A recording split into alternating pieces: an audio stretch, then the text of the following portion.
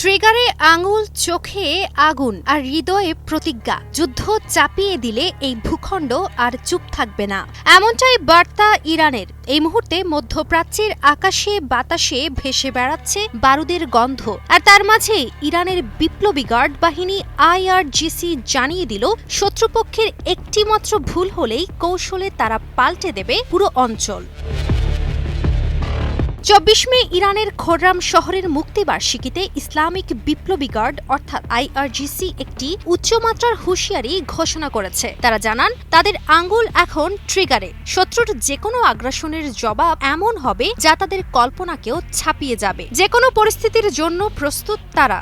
এই বার্তা শুধুমাত্র বিভিন্ন সময় শোনা ঘৃণা কিংবা কোনো চাপের মুখে দেয়া দায়সারা কথা নয়, বরং এই বার্তা এসেছে বাস্তব প্রস্তুতির ওপর দাঁড়িয়ে। IRGC জানিয়ে দিয়েছে, তারা প্রতিনিয়ত সামরিক ও সাইবার সক্ষমতা বৃদ্ধি করছে। প্রতিটি ইউনিট এখন যুদ্ধ প্রস্তুতির সর্বোচ্চ পর্যায়ে আছে। জনগণের শক্তিকে পুঁজি করে প্রতিরক্ষা নয়, বরং আক্রমণাত্মক কৌশলে এগোচ্ছে ইরান। IRGCর এই বার্তা এসেছে এমন এক সময় যখন তেহরান ও ওয়াশিংটনের মধ্যে পরমাণু ইস্যুতে চলছে উত্তপ্ত আলোচনা, আর একপাশে দাঁড়িয়ে ইসরায়েল, যেখানে নেতানিয়াহু সরকার বারবার হুমকি দিচ্ছে একতরফা হামলার।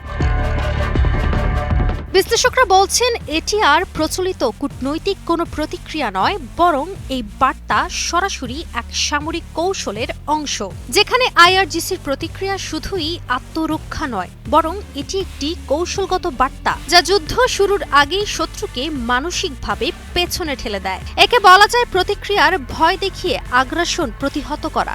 IRGC শুধুই একটি সাধারণ সেনাবাহিনী নয়, এটি ইরানের সর্বোচ্চ নিরাপত্তা কমান্ডের অংশ। এমনকি পশ্চিমা বিশ্লেষকরা মনে করেন, IRGCর পরোক্ষ নিয়ন্ত্রণে রয়েছে সিরিয়া, ইরাক, লেবানন ও ইয়েমেনের সক্রিয় মিত্র গোষ্ঠীগুলো, যেমন ইয়েমেনের হুতি বাহিনী, লেবাননের হিজবুল্লাহ, ইরাক ও সিরিয়ায় শিয়া মিলিশিয়া। তাই IRGC আজ শুধু একটি বাহিনী নয়, এটি একটি আঞ্চলিক ছায়াযুদ্ধের সেনাপতি, যার এক ক্লিকেই হয়তো জ্বলে উঠতে পারে গোটা মধ্যপ্রাচ্য।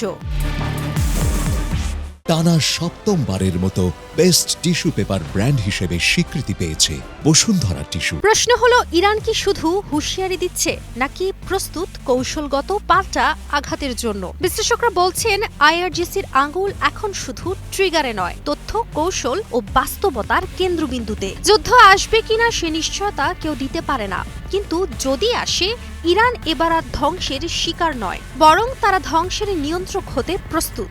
শান্ত ইরান এখন আর চুপ করে বসে নেই। একটিমাত্র ভুলেই ইরানের পক্ষ থেকে ছুটে আসবে এমন জবাব যা শত্রুর ঘুম কেড়ে নেবে বহু রাতের জন্য। কাজী অহনা, নিউজ 24।